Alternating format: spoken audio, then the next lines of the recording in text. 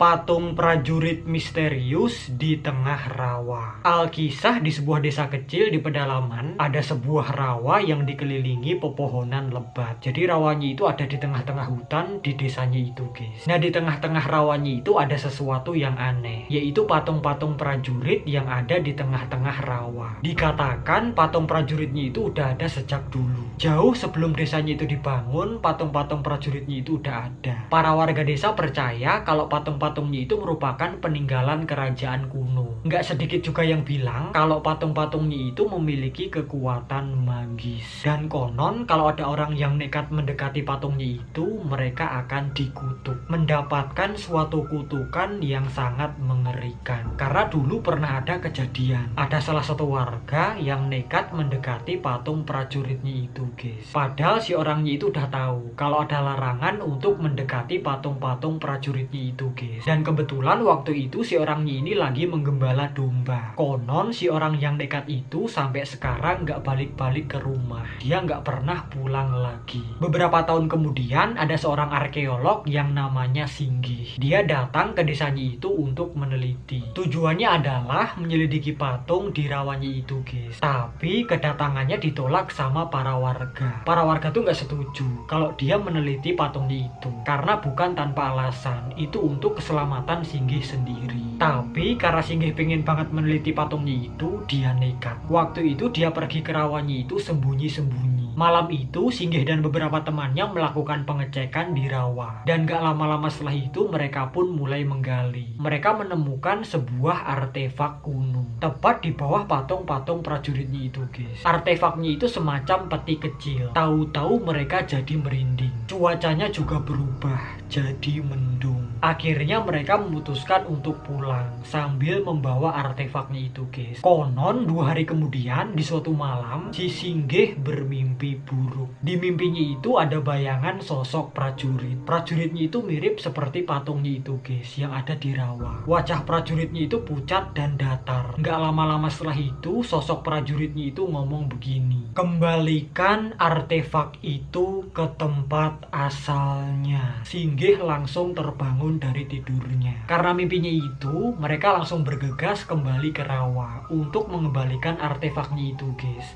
ke tempat semula. Dan mereka pun kapok, terutama si Singgih. Dia nggak lagi-lagi kembali ke rawanya itu. Ya, pelajaran yang bisa kita ambil dari cerita ini, di mana bumi dipijak, di situ langit dijunjung. Walaupun kita nggak percaya, tapi tetap kita harus menghormati, guys, apa yang ada di tempatnya itu. Jangan semena-mena.